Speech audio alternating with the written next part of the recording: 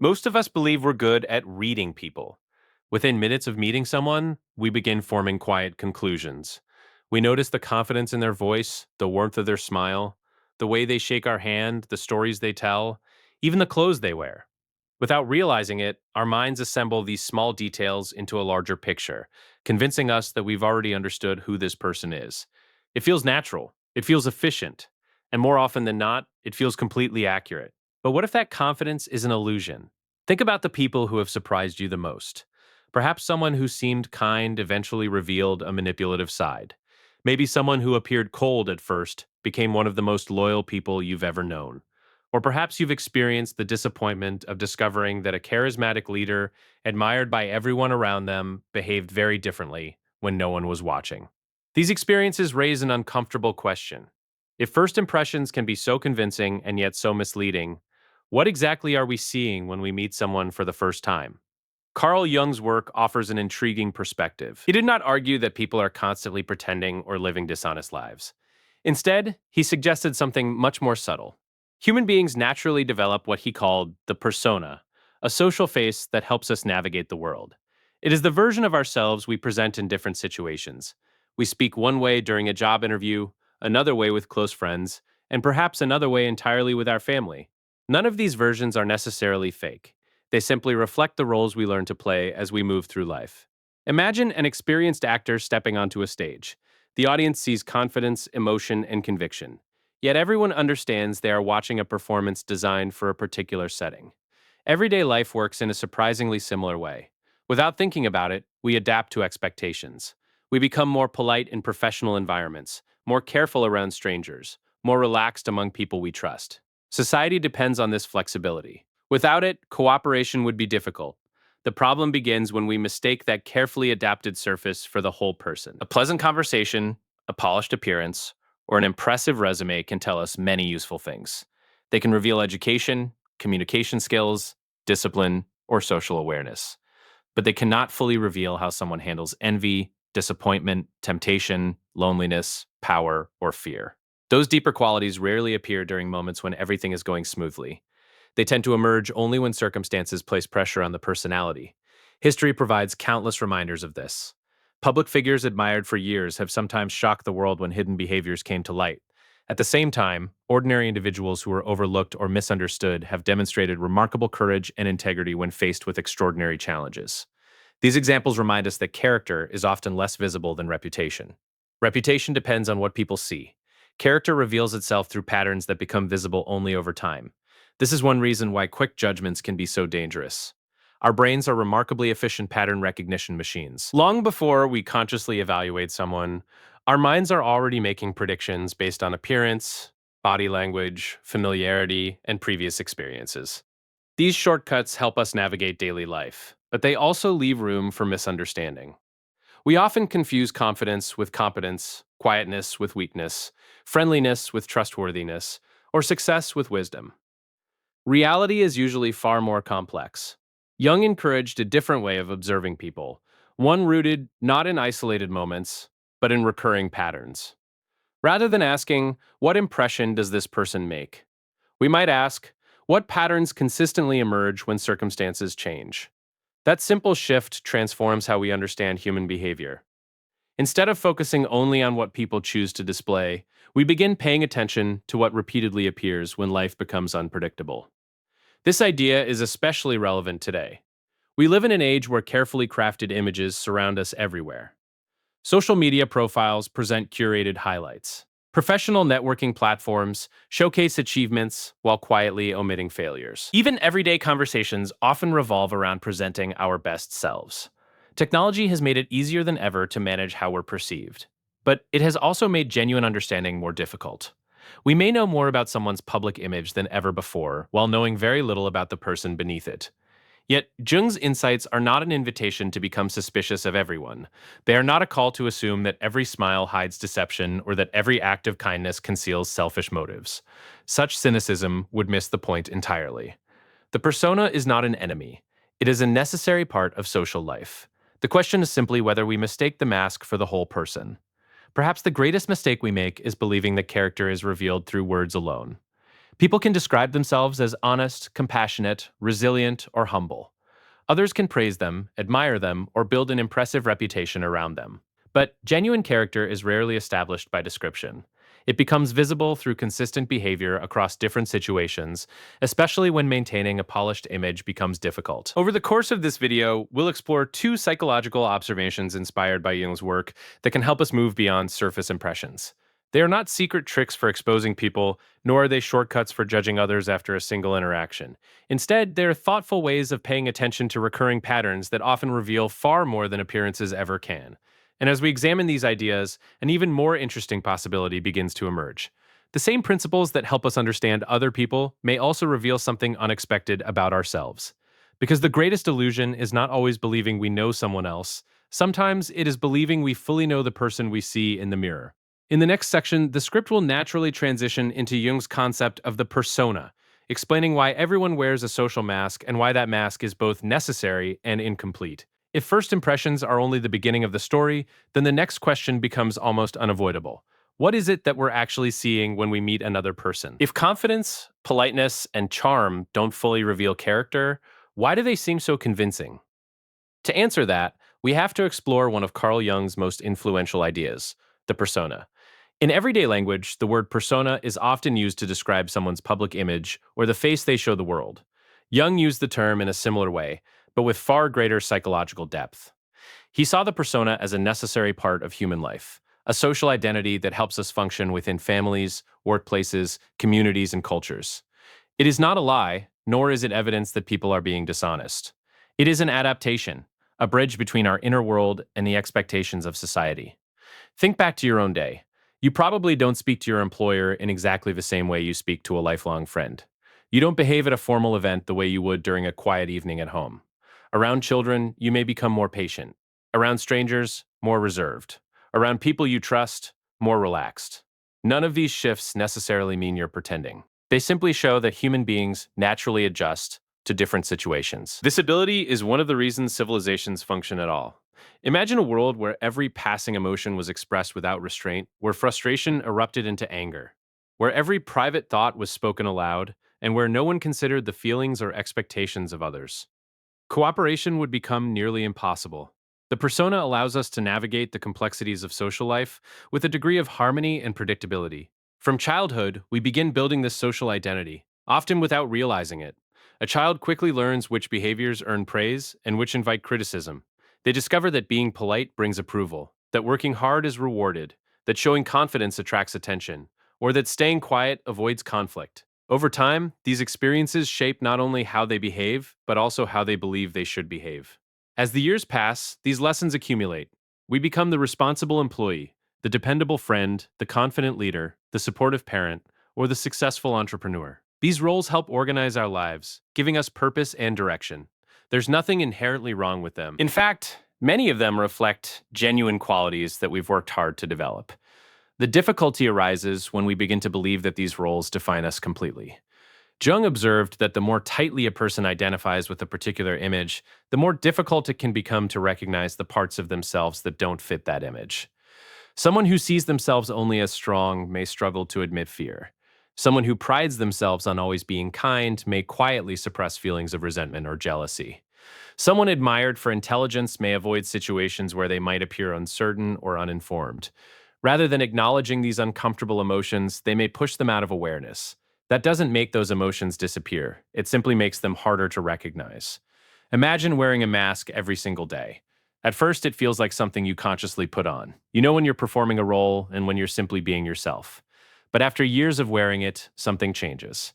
The mask begins to feel natural. Eventually, you may forget that you're wearing it at all. You start believing the mask and your identity are one and the same. Jung believed this is one of the great psychological challenges of adulthood. The persona becomes so successful at helping us navigate society that we mistake it for the entirety of who we are. Yet beneath that carefully organized identity lies a far more complex inner world, one containing forgotten memories, unrealized potential, hidden fears, conflicting desires, and emotions we rarely allow ourselves to acknowledge. This is where another important Jungian concept quietly enters the picture: the shadow. The shadow is often misunderstood. It is not simply the dark side of the personality or a collection of evil impulses. Instead, it includes aspects of ourselves that we've rejected, ignored, or failed to develop because they seemed incompatible with the image we wanted to present. Sometimes these qualities are uncomfortable, such as anger, envy, or insecurity. But sometimes they are surprisingly positive. A person raised to avoid conflict may suppress healthy assertiveness. Someone taught never to seek attention may hide their creativity or ambition.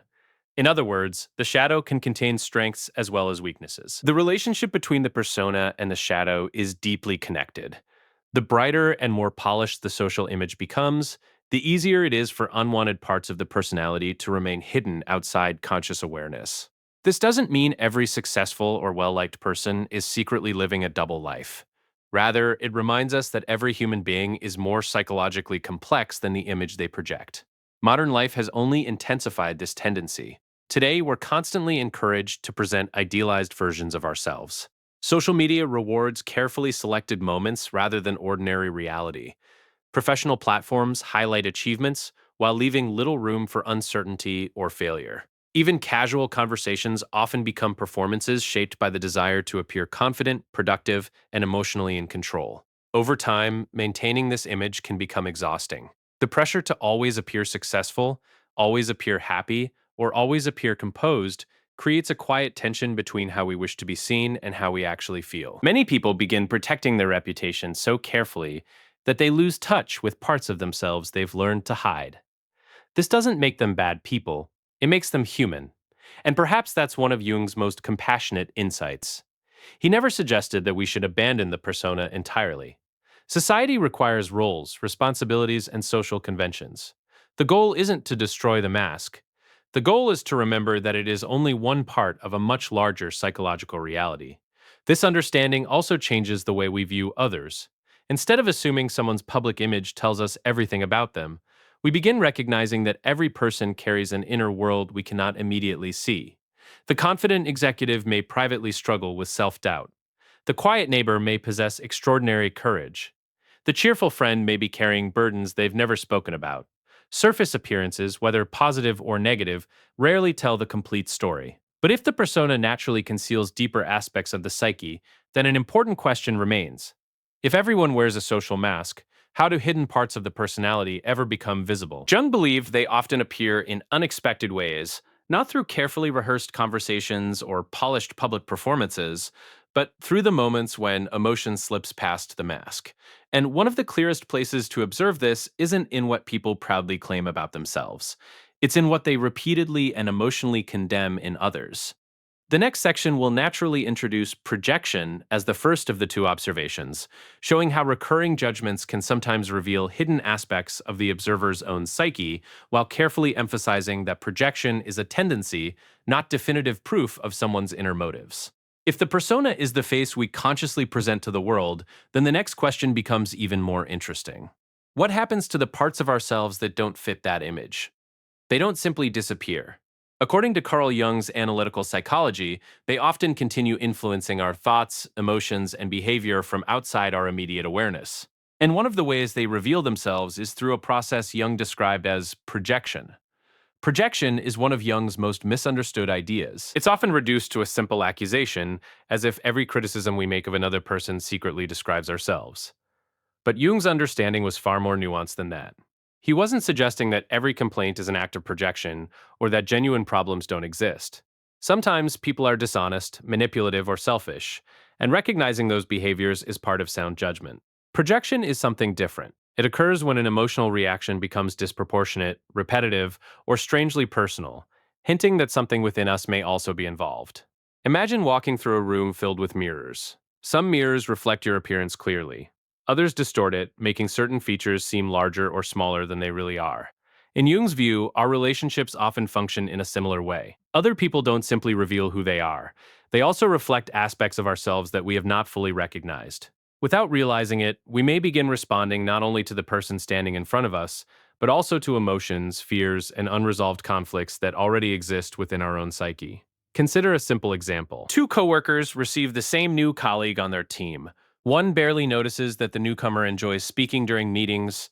The other becomes increasingly irritated, describing them as attention-seeking, arrogant, and desperate for recognition. Every presentation, every comment, every success seems to provoke another wave of frustration.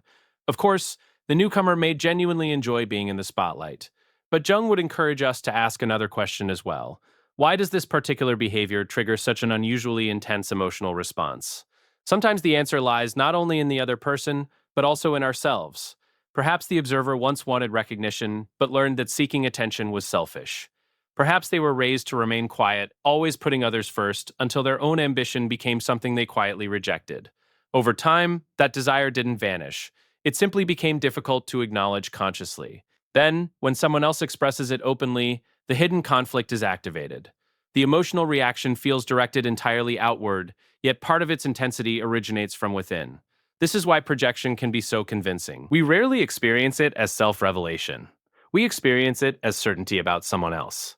Jung believed that the qualities we reject in ourselves often become surprisingly easy to notice in other people. This doesn't mean those qualities are imaginary.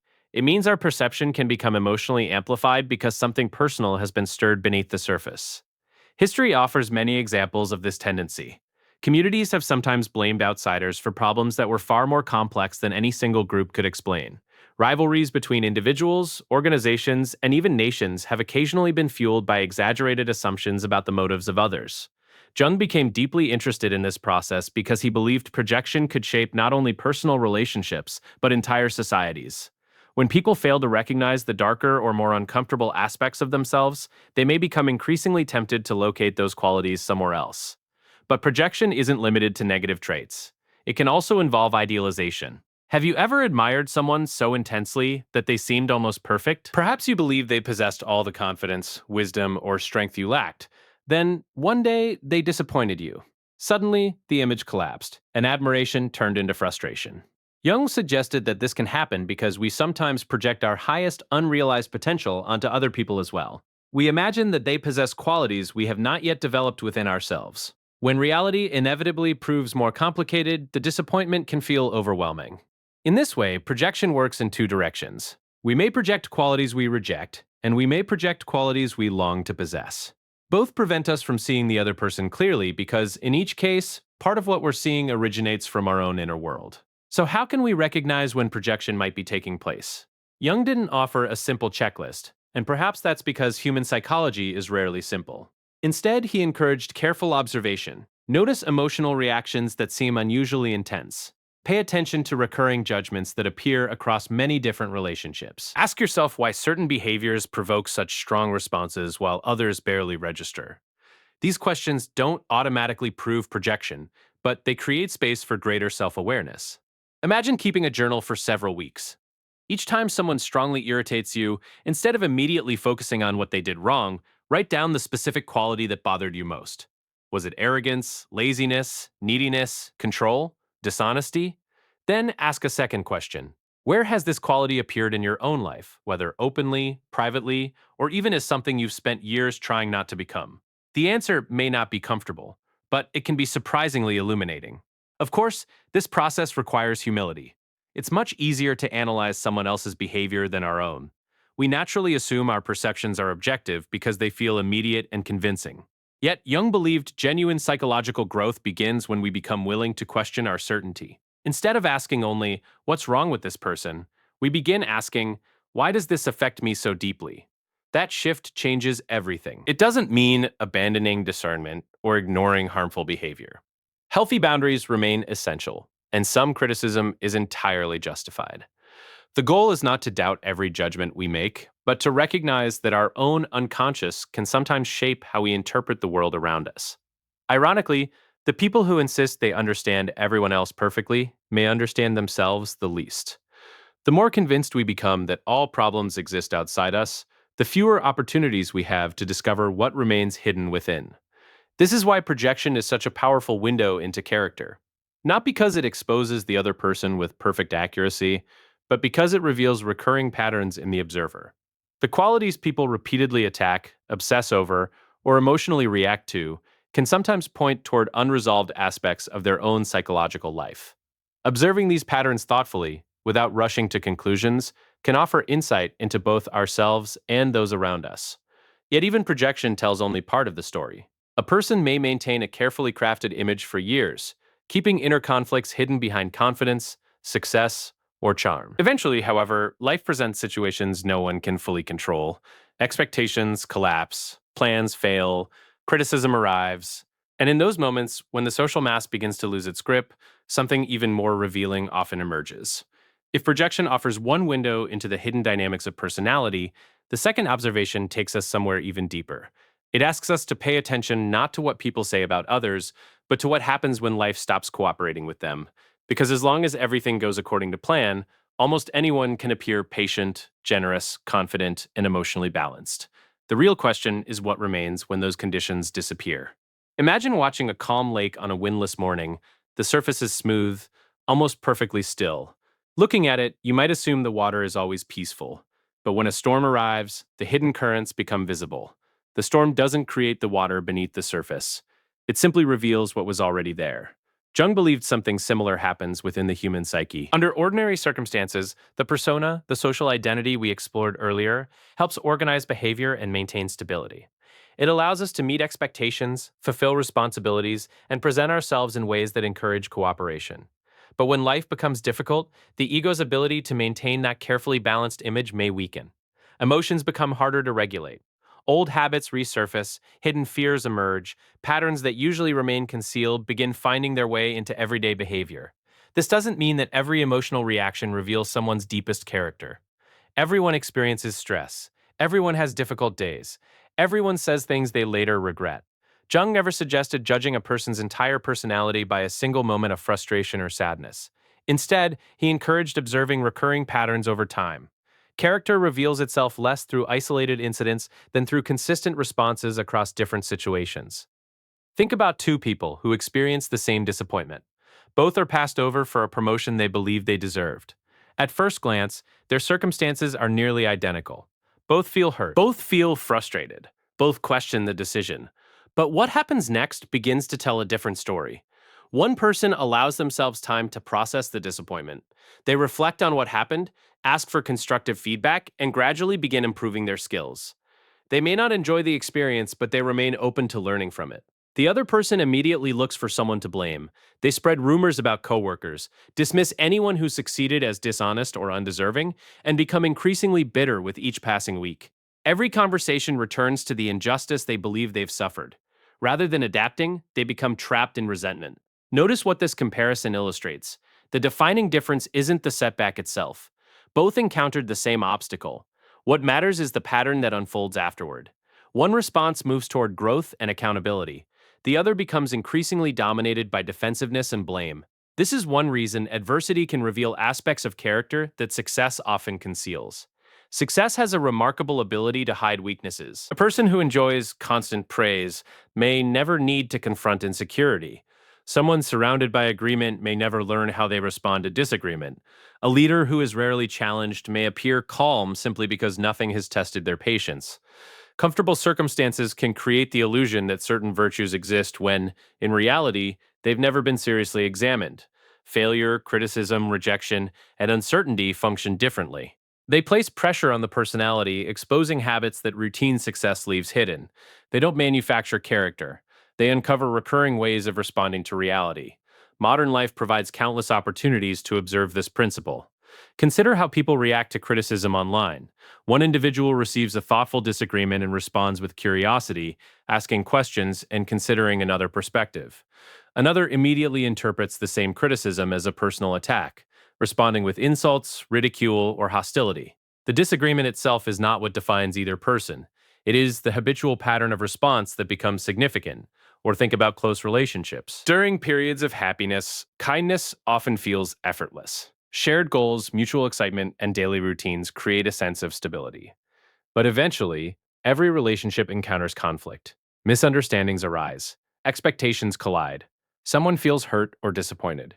These moments don't automatically reveal a person's true self in some dramatic sense, but they do provide valuable opportunities to observe how someone handles tension.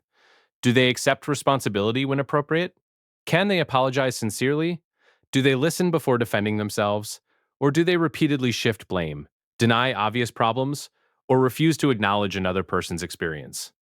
These patterns tend to tell us more than moments of effortless harmony ever could.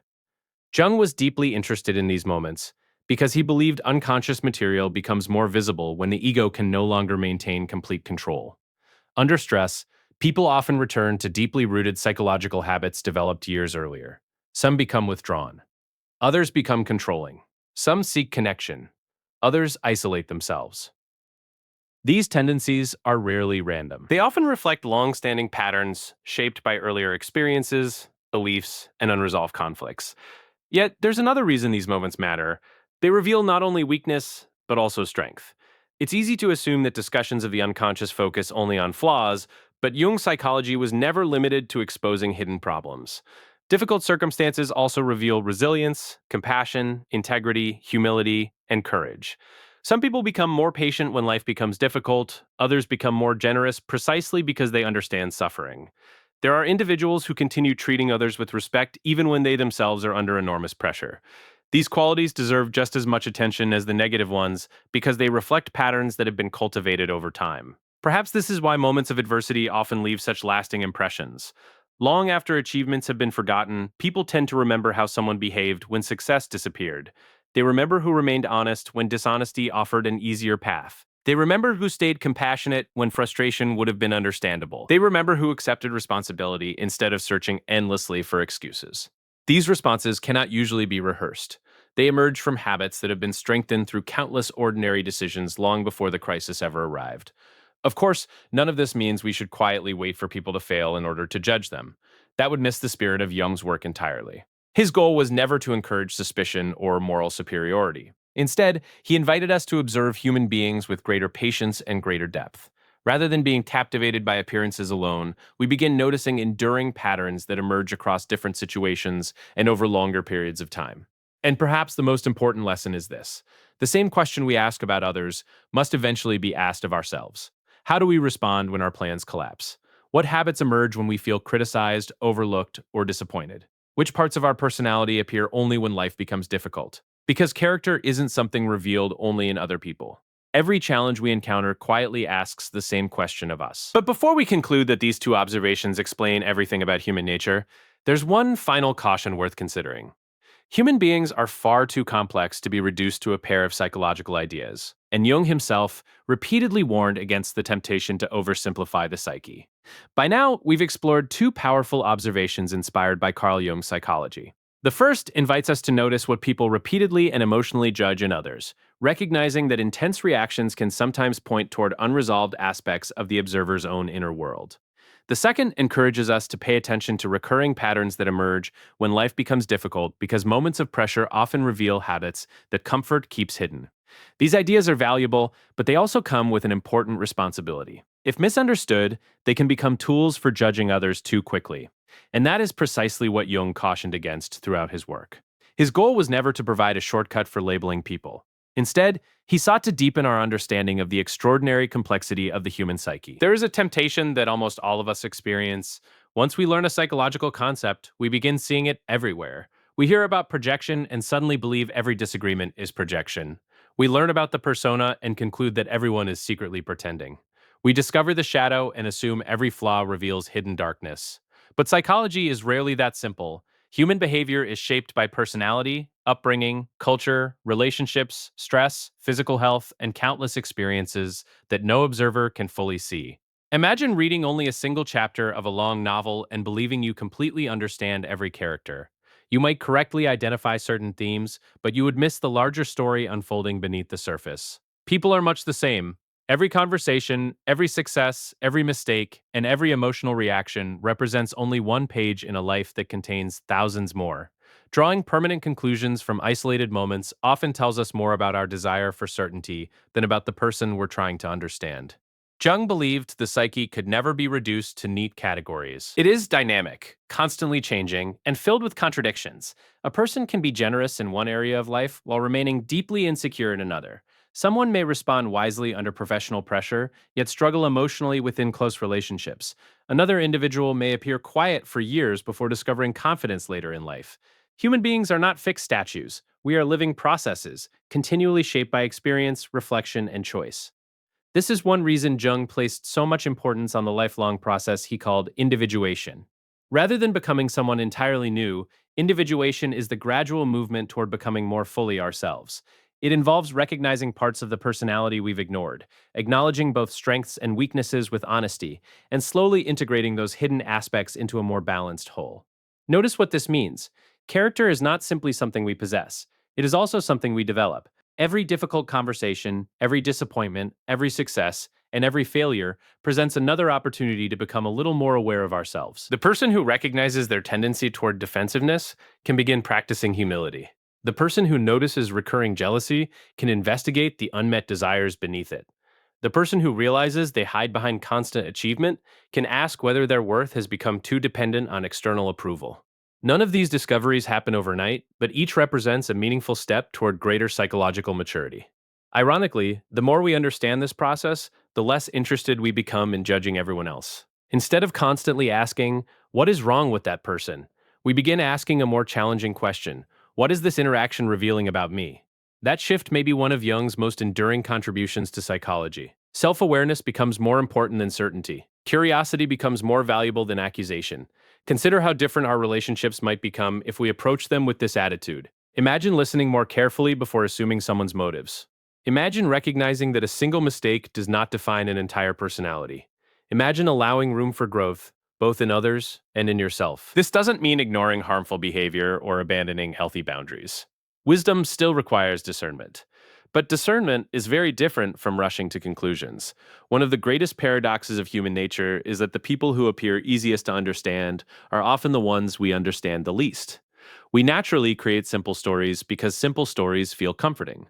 We describe someone as good or bad, honest or dishonest, strong or weak. Reality rarely fits so neatly. Most people carry conflicting qualities at the same time: courage and fear, compassion and selfishness, confidence and insecurity. These opposites don't necessarily cancel each other out. They coexist within the same individual, revealing just how layered the human psyche truly is. Perhaps that's why Jung encouraged people to tolerate uncertainty. Rather than searching for quick psychological formulas, he believed genuine understanding requires patience. We observe. We reflect. We remain open to the possibility that our first interpretation may be incomplete. Over time, recurring patterns become clearer, not because we forced an answer, but because we allowed reality to reveal itself gradually. And maybe the most important insight of all is this: the two observations we've discussed today are not mirrors meant only for other people. They are mirrors for us. What qualities consistently provoke the strongest emotional reactions in your own life? What patterns appear when your plans fail, when you're criticized, or when circumstances don't unfold the way you hoped? These questions are not invitations to judge yourself harshly.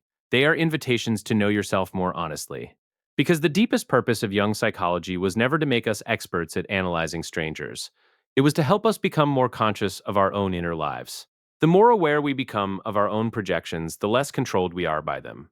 The more honestly we acknowledge the difference between our social persona and our deeper self, the more authentic our relationships become. And the more willing we are to learn from life's inevitable challenges, the more our character is shaped not by comfort, but by conscious choice. So the next time you find yourself trying to understand another person, resist the temptation to search for a single revealing moment. Instead, observe patiently. Look for recurring patterns rather than isolated incidents. Remember that every human being is more complex than they first appear, including you. Because perhaps the greatest lesson Carl Jung leaves us is not that other people are mysterious, it is that the greatest mystery we will ever spend a lifetime exploring is the one quietly unfolding within ourselves. And the more honestly we undertake that journey, the more clearly we begin to see not only who others are, but who we have the potential to become.